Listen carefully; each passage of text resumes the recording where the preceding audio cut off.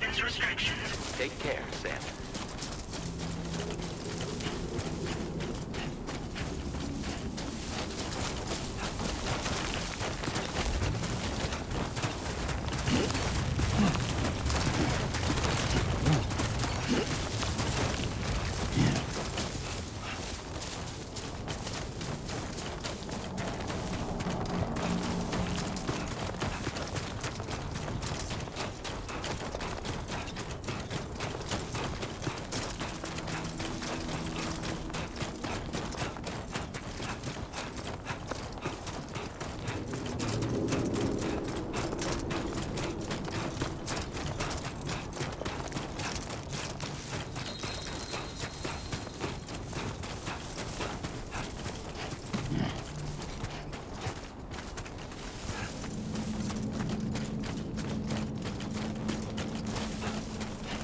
Now entering Cairo network coverage.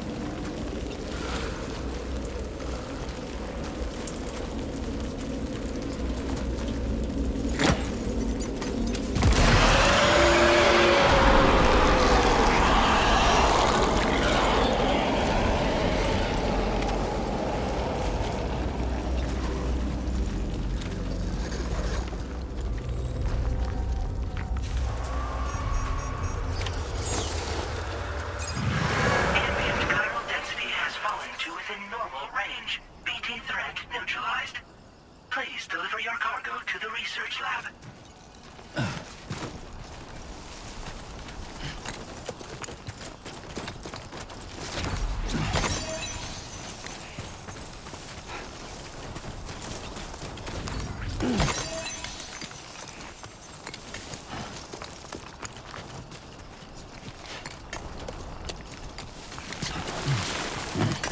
Oh, almost toppled over.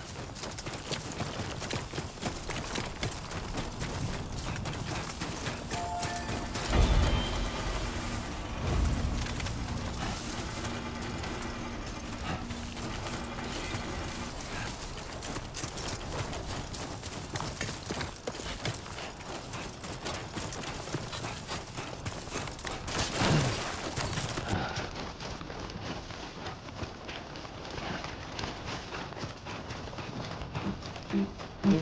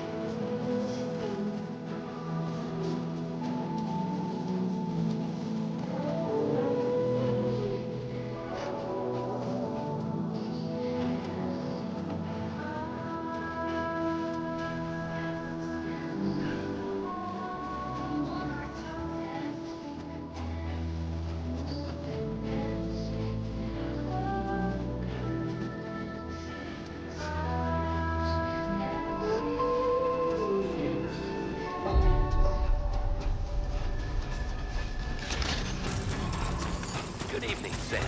Access the delivery terminal to process your orders and requests.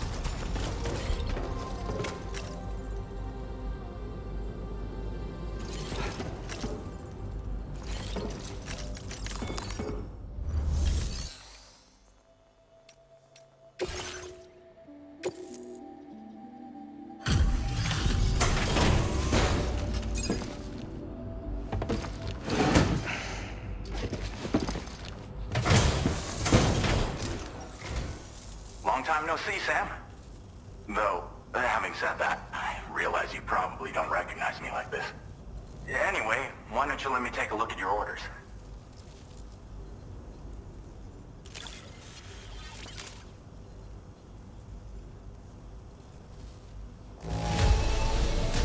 Not your best work, perhaps, but plenty good enough. Much obliged.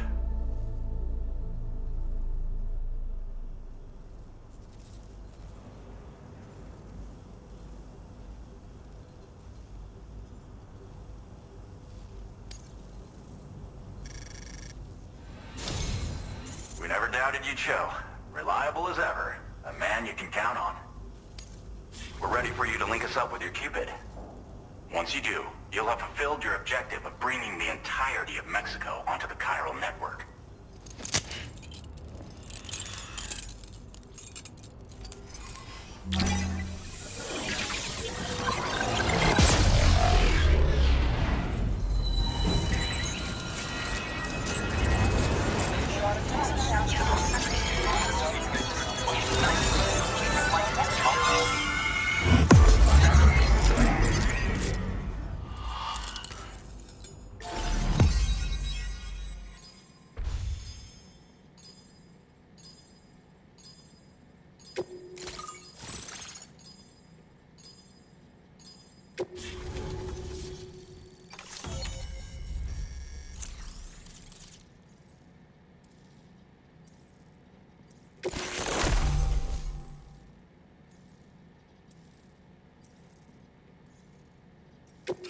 Now displaying your current order grade.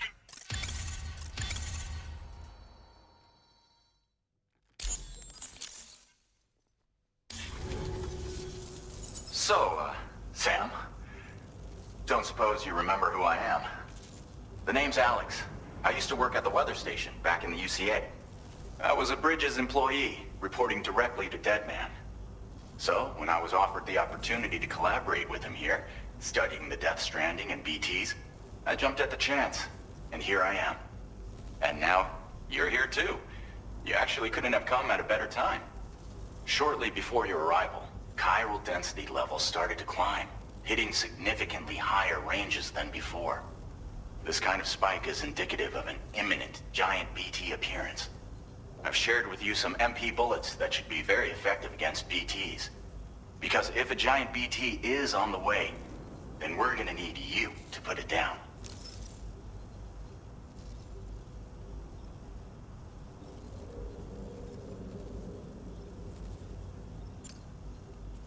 density levels in this region have been fluctuating wildly. We've been seeing a lot of gatequakes and seismic activity as well. It's almost certainly related to recent shifts in the tar currents. Our analysis of these anomalies has led us to believe that the arrival of a giant BT is all but imminent. What the data doesn't tell us is exactly where it might appear. Our chiral monitoring equipment just wasn't precise enough to zero in. Now that you've connected us to the network, though, we should be able to make more accurate predictions. We seriously owe you.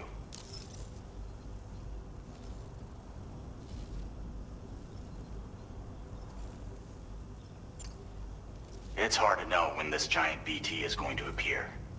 So for now, you should rest up in your private room and prepare for a potential fight. That's both mine and Deadman's recommendation. We'll keep you posted, Sam.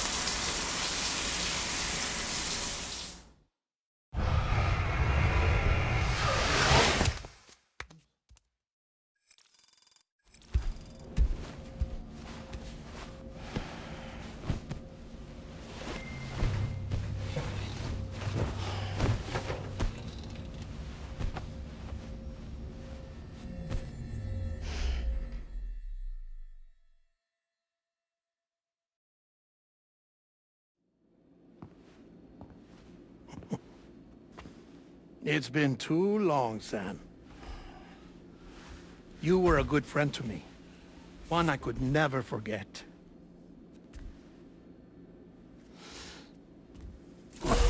Which is why I took steps to ensure that this message would only play upon your arrival. The sensors were set to scan for your biometric data. A simple enough trick.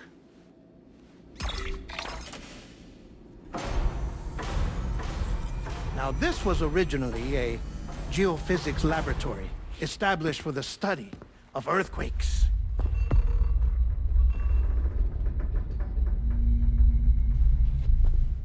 And for that reason, it holds a wealth of documentation on gatequakes, tar currents, and placates. As well, I discovered, as research data on the other side. Now, what I'm about to tell you, I learned after I came to this place.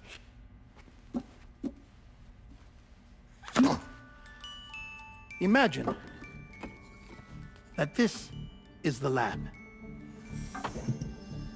Though it's relatively close to the northern tip of South America, the continent is entirely cut off from us by a tar belt. And so we have no idea what's going on down there. Nor do we know the state of any continent other than our own. The researchers here were trying to establish contact with the rest of the world. They were well equipped to do so, as the facility had once been used to launch research satellites.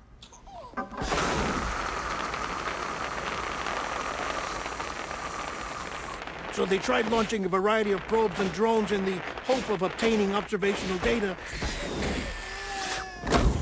with no success. The Earth, you see, is shrouded in a thick layer of chiralium that renders electronics inoperable at altitude. So they tried sending ships across the ocean. Oh, yes. Oh, but that failed too. The high concentration of chiralium in open water proved too corrosive, invariably causing them to sink. But then the researchers found some rather rare birds on their doorsteps. Birds not native to the region. Nice birdie, nice birdie.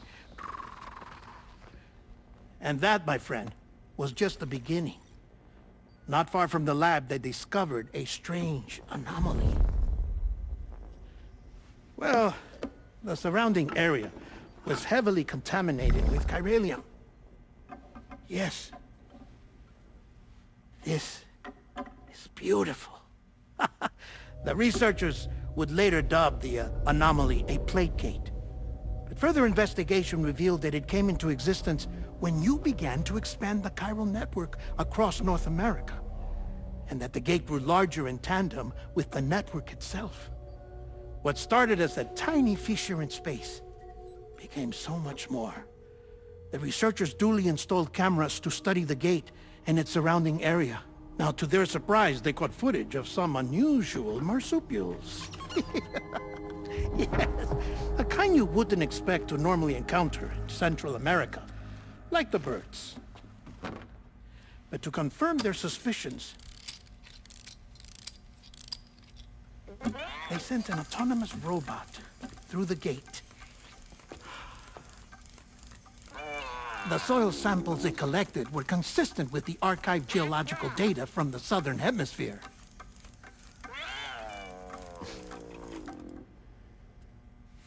Not long after, several men and women came through the gate. They spoke English, and they confirmed that they had indeed come from faraway Australia. We finally knew the world outside North and Central America had survived. Ours was not the last bastion of humanity, but Australia had suffered the death stranding too. Undeterred, the researchers began working closely with Bridges and conducted a series of tests, paving the way for an expedition to Australia that would lay the groundwork for chiral network expansion. After they had first installed surveillance equipment, that is, so that the gate could be monitored from the Mexican side, a necessity to this day as Australia is not yet connected to the chiral network. The UCA may not have dreams of conquest and control, but they aren't about to let just anyone use the gate. Indeed, that's one of the reasons they were so determined to connect Australia to the network in the first place. Well, I suppose that's all I have to say about the plate gate. There's something else that I need to tell you, though. Something far more important. Mind if I pause it here? I have to go take a shower. Gate quake detected. Sam, a gigantic BT just showed up outside. We're prepping weapons for you now. Access the terminal up top and take whatever you need. We're counting on you.